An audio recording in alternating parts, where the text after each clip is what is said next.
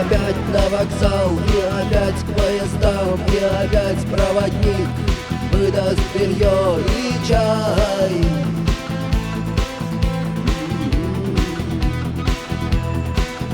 И опять не усну, и опять сквозь грохот колес мне послышится слово: